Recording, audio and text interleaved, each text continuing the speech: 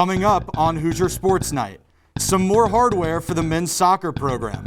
And the baseball team is back at the BART following a series win in Evanston. This is Hoosier Sports Nite.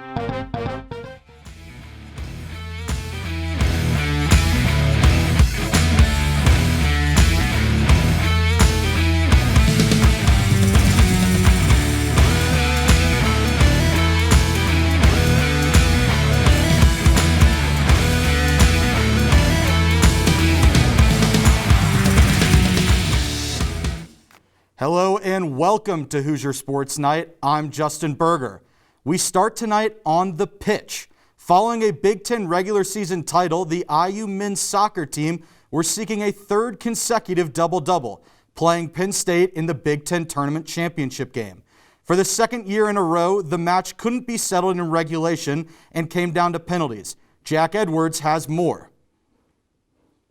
The sun sets in Bloomington with the Indiana Hoosiers taking home a third consecutive double-double, winning the Big Ten regular season and tournament title for the third straight year.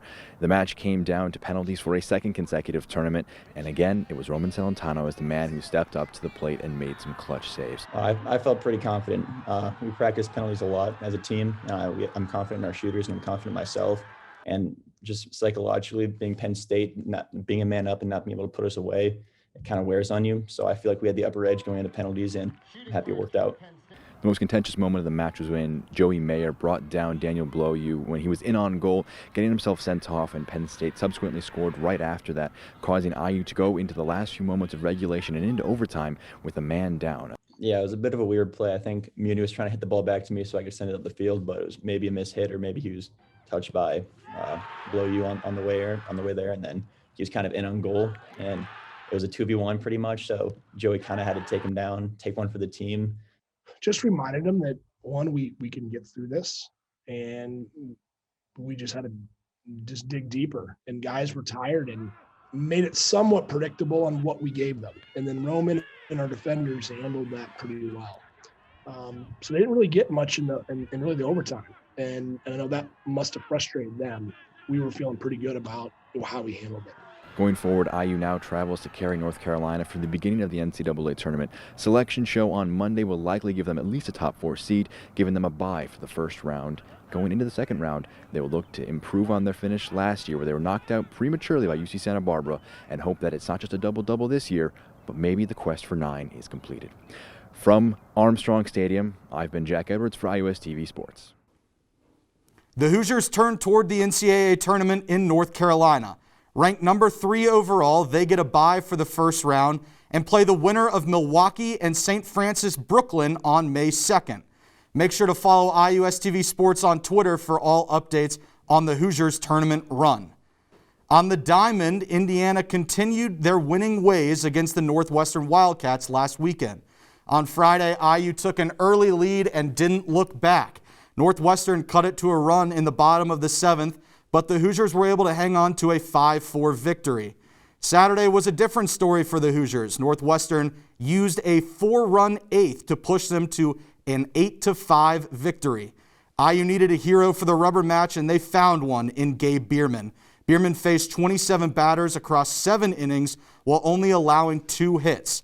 IU threw a shutout to win the game and series, moving to 15-8 on the season. The Hoosiers host the Golden Gophers this weekend, looking to improve upon their 2-0 record against Minnesota this weekend. The women's soccer team has wrapped up their season. Beat reporter Emma Watson has the full recap. Emma? The 2020-2021 season for the Hoosiers has come to an end. Despite posting a 6-5-1 conference record, the Hoosiers were unable to qualify for the NCAA tournament. They'll have to wait until August to play again, but there's still a lot of this season to look back on. The Hoosier season was nothing short of improved. This year marked the most points in conference play in school history. The Hoosiers tied their all-time conference win record and netted their first victory over the Rutgers Scarlet Knights in program history. A 2-0 victory over Michigan was their first in Ann Arbor since 2006 as well. Head coach Erwin Van Bennekom said that this season focused on establishing a balance on both offense and defense. Offensive catalysts for this season were Melanie Forbes and a multitude of underclassmen. Sophomore Avery Lockwood led the team in overall points, while 4 different freshmen scored their first career goals. Anna Bennett, Sophia Black, Jen Blitchock, and Gabby Rennie provided a much-improved offensive attack for the Hoosiers.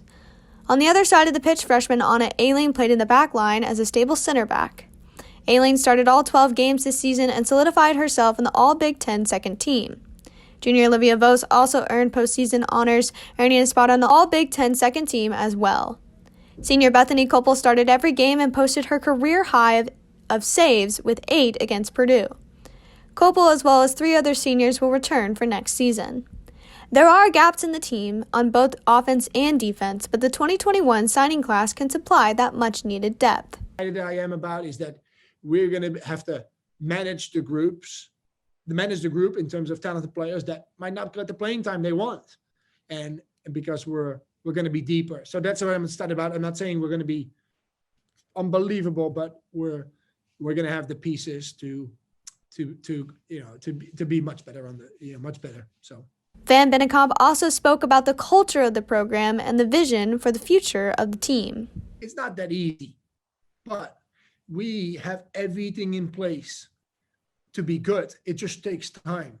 And I don't want to be a one year hit. I don't want to be just good for 1 year. A lot of people do that. Like, it's good for 1 year. We want to have a structure. Like, we can put all our money and all our scholarships into players and be good for 1 year, or get 1 year transfers and then be a little bit better. I want to just keep getting better. This season may be over, but the next one is just around the corner. The regular season schedule has not been released yet, but IU will face Louisville on August 7th for a preseason matchup. Be sure to follow along with IUS TV Sports throughout the offseason. For IUS TV Sports, I'm Emma Watson. Back to you. Thanks, Emma. Make sure to follow IUS TV Sports for team updates throughout the offseason. Heading over to the Lynx, the women's golf team competed in the Indiana Invitational here at the brand new foul course. The team had a strong showing over the weekend, led by Valerie Clancy shooting 10 over par and Mary Parsons firing 11 over. Parsons finished strong on Sunday, carding a 1 under 71. The golf team heads to Mainville, Ohio next weekend for the Big Ten Championship at TPC Rivers Bend. The event tees off on Friday. Indiana softball returned home to Andy Moore Field this weekend to face off against the Ohio State Buckeyes. Beat reporter Josh Bodie has more. Indiana softball returned home to Andy Moore Field this weekend for a series against Ohio State. Indiana picked up their first home wins of the season and their first home series win. After a couple rough weeks, Indiana's offense kept the momentum that it started last weekend against Purdue and put up plenty of runs on the board against the Buckeyes. Indiana had 21 runs in the first 3 games and picked up 3 more in the finale. Emily Gooden was dominant this weekend, and that started in Game 1. She had 8 strikeouts and reached a career milestone of 500 total. The offense picked her up, scoring 4 runs, and gave the Hoosiers a 4-1 victory. In Game 2, Gooden was dominant once again, pitching a complete game shutout. The Indiana offense was also dominant, putting up 8 runs in a 5-inning Mercy Rule victory by a score of 8-0. Taylor Lambert and Gabby Jenkins were at the forefront of that offense, each collecting 3 hits. Game 3 was the game of the series and possibly the game of the season for the Hoosiers, despite the loss. Ohio State led 6-0, 8-2, and 9-6 in the bottom of the 6th inning, but that lead did not make the Hoosiers flinch. They came back throughout the game, and the comeback was complete after a 3-run home run by Grace Lorsung in the bottom of the 6th inning. Unfortunately for the Hoosiers, they fell by a score of 10-9 in extra innings after an RBI single by Ohio State in the top of the 8th. The Hoosiers did get the series victory, 3-1, after a win in the finale. Emily Gooden once again proved that she is an ace, pitching a complete game shutout, and the Hoosiers won 3-0. Gabby Jenkins put an end to an impressive weekend, going 3 for 3 in the finale. After the weekend, the Hoosiers are back to 500 with a record of 14-14, and they've won back-to-back series. Next weekend, Indiana will travel to Illinois to face the Illini, looking to win a 3rd straight series. For IUS TV Sports, I'm Josh Bodie. Back to you in the studio. The 4-game series against the Illini starts on Friday at 6 p.m. Follow Josh and Ryan Scott on Twitter for live scoring updates. Last weekend, the rowing team was in Bethel, Ohio for the Big Ten Invitational. Both varsity 8 boats scored a second-place finish on the final day, losing out to Rutgers in tight races for each boat. 13 of the 16 schools that competed in the event were top 20 in the country, and head coach Steve Peterson said, quote, "To achieve the results we did was very exciting," end quote. Up next for the rowing Hoosiers is a trip to Columbus this weekend for a duel with the Buckeyes. There is plenty of action for Hoosier sports fans to pay attention to. Our own Johansi Salamanca is in studio with the upcoming schedule. Johansi? Thanks, Justin. To kick things off, the track and field team went into Champaign, Illinois for the Big Ten relays taking place this Friday and Saturday. Also this weekend, the men's tennis team find themselves in Champaign, Illinois to take on the Illini in their final match before the Big Ten tournament. On Saturday and Sunday, the men's golf team travels north to Columbus, Ohio for the Kepper Intercollegiate, while the water polo team heads west for the 2-game set with the Cal Golden Bears. And finally, on Wednesday, the women's tennis team will be in Madison, Wisconsin for the Women's Big Ten Tennis Tournament. Make sure you keep up with all the Hoosier action and keep an eye on us for in-depth coverage. Justin, back to you. And that's our show for the week. Thanks so much for tuning in. Don't forget to follow us on Twitter and Instagram at IUSTV Sports. Thanks to our production crew behind me. And for the last time, I'm Justin Berger. We'll see you next week.